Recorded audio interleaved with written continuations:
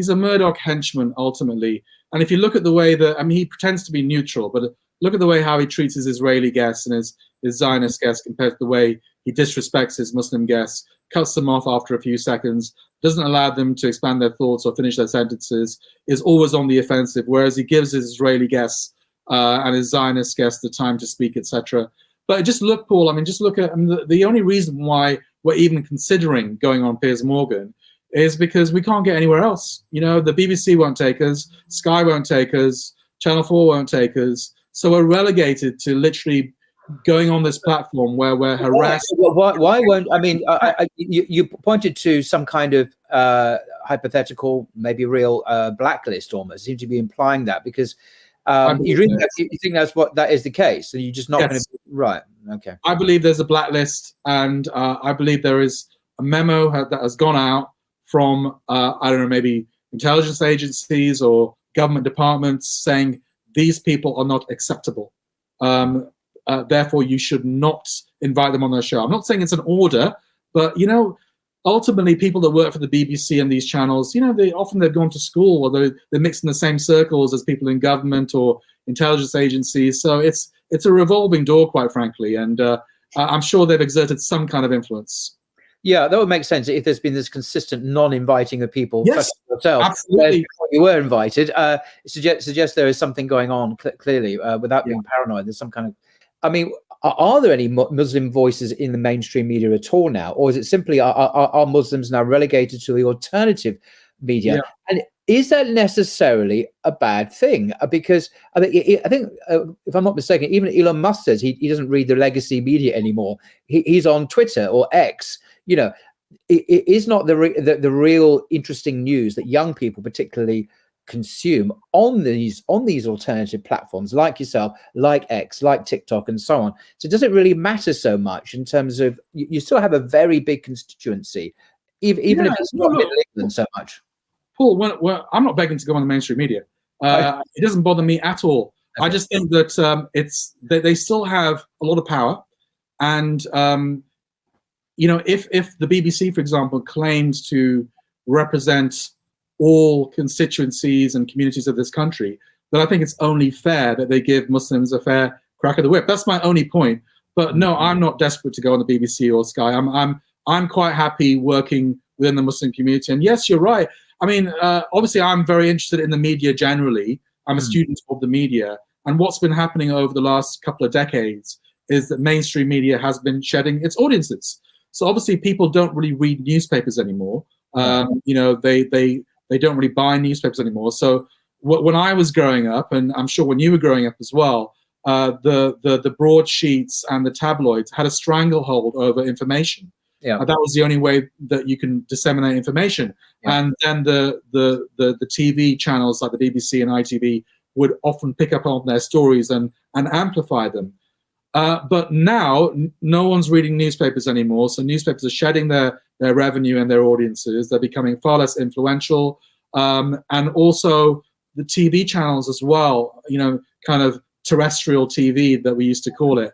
Now it's analog, of course, but those traditional news channels like the BBC and ITV, again, they are shedding audiences from 10 million watching, you know, news at 10 just 10 years ago to maybe 3 million now, something like that.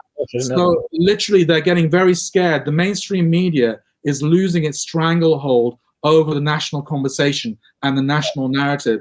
And that's why they have also migrated to social media, because that's where it's at. And they do have a lot of resources to pump into social media as well, and amplifying their content on social media. So, for example, all our content and your content, Paul, is organic. You know, we haven't paid for any advertising. Whereas the BBC and others, they're spending millions on advertising, you know, to amplify their content. So they do have an unfair advantage. But yes, you're right. Social media, you know, has been a game changer. It's more of a level playing field now. And we also have international channels from other countries that have penetrated the consciousness of people, even in the UK. But there is a fight back going on from the establishment to curtail those international news channels. They've already banned Press TV and RT. I wouldn't be surprised at some point if they ban Al Jazeera as well.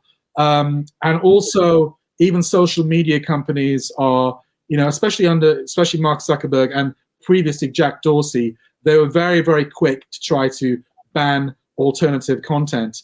Elon Musk, that's why there's so much demonization of Elon Musk. So it's his platform, Elon Musk, X. I hate calling it X because it's, for me, it's always going to be Twitter. X is meaningless. What does X mean? I don't know what that means.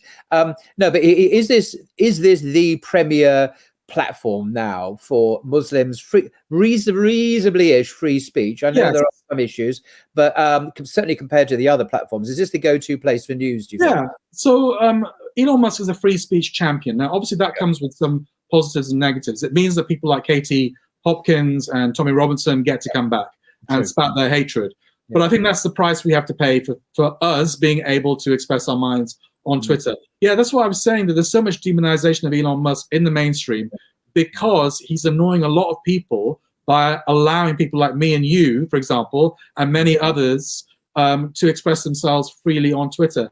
But I think if we're living in a secular country, Paul, like we are, and that is the dominant worldview and framework, then as Muslims, the most we can expect is to have, you know, the ability to freely express ourselves. So we can't really call for bans on Tommy Robinson and others unless they cross the line to inciting violence. I think that's where the line needs to be drawn. If you literally incite violence, even if you're a Muslim and you're doing that, then you lose the privilege of free speech. But we're not doing that. You're not doing that, and Hizb ut-Tahrir aren't doing it either. You know, so these bans are just, I mean, the irony is that Hizb ut-Tahrir will probably still be able to operate on social media. But there was a previous, I know I don't like the referencing Hizb ut-Tahrir in the same breath as other prescribed or proscribed organizations, but I guess for the purposes of this, I will. You know, there are other organizations that were banned, and they simply reinvented themselves by giving themselves a new label. And it's the same personnel, the same ideology, and they were able to carry on until the government then banned that one.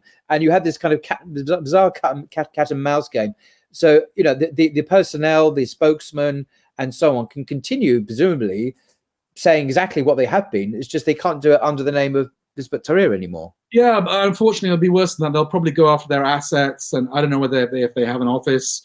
They'll probably go after their bank accounts, and so, you know, it's really nasty stuff, and it's not justified, and it's nasty and mean and vindictive, quite frankly. And unfortunately, Labour is supporting it, so it's going to go through. Well, the Labour supported the government's line on opposing a ceasefire. I mean, they're just